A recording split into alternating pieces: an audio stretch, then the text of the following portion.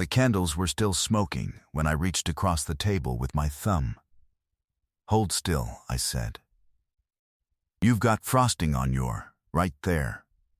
Priya went still the way she did sometimes, not relaxed still, but braced still, like a held breath with a body attached.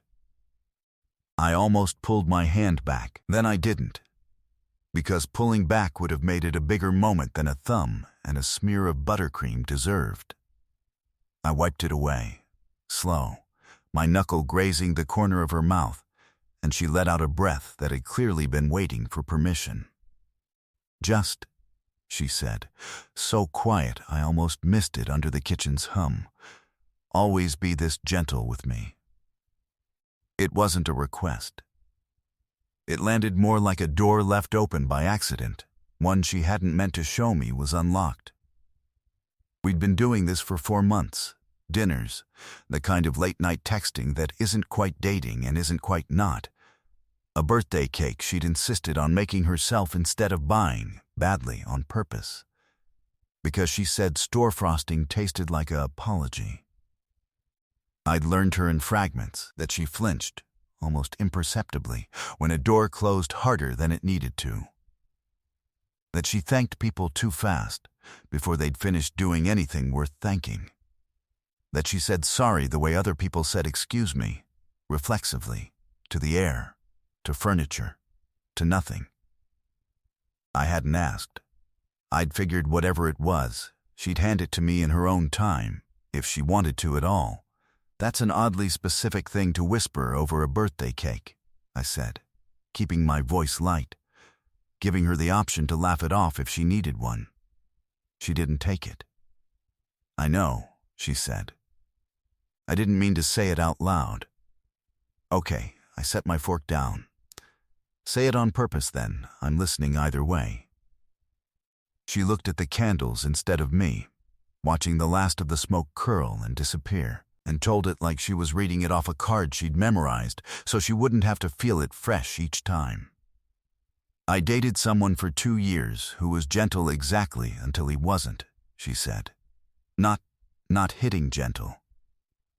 Just, he'd hold my face like this.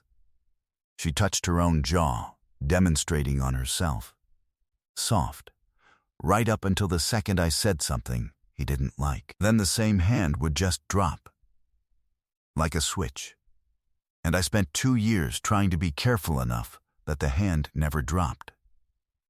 "Priya, I'm not telling you so you'll feel bad," she said, faster now. "I'm telling you because you did a completely normal small thing a minute ago, and my whole body still ran the old math before it let me enjoy it. And that's not fair to you. You didn't do anything wrong. I just don't have a version of gentle that doesn't come with a countdown attached." The kitchen was quiet except for the fridge humming its one flat note. "How long was the countdown, usually?" I asked, not performing gentleness, actually asking. "Depended on the week." A short, humorless breath. Sometimes minutes. Sometimes it lasted a whole soft evening, and then died on the drive home over nothing. I never learned the pattern because there wasn't one. That was kind of the point, I think.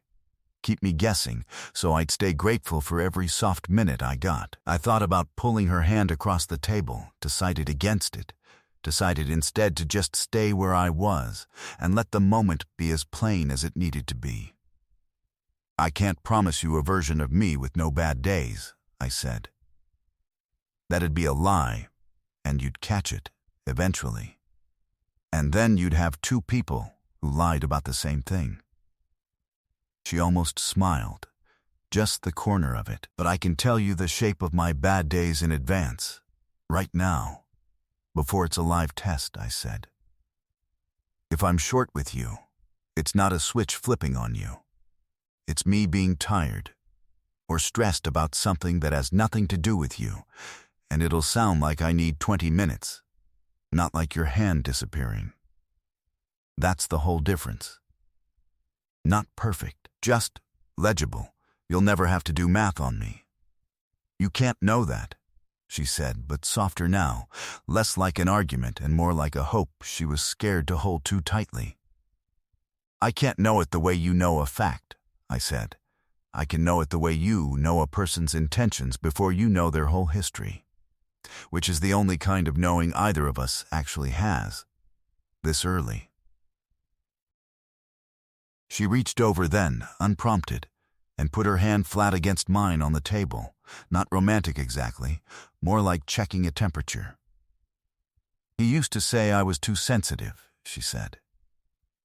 For flinching, like the flinching was the problem instead of the reason for it. You're not too sensitive, I said. You're accurately calibrated to a person who trained you wrong. That's a different thing than broken. It's just going to take longer than 4 months to retrain, and I'm not in a hurry.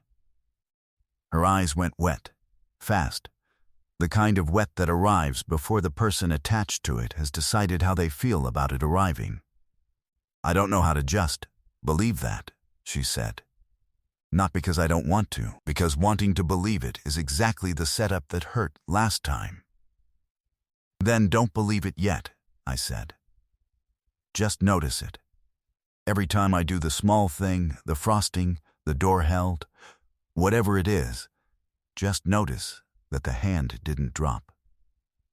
You don't have to trust the pattern today. You just have to let yourself collect the data. We sat like that for a while, her hand on mine, the candles long since out, the cake going soft and unglamorous between us in a way that felt more honest than the first bite had. Say the thing again, I said eventually. The whisper. Say it like you meant for me to hear it this time. She looked at me for a long moment, like she was deciding whether the version she gave on purpose could possibly weigh as much as the one that slipped out by accident.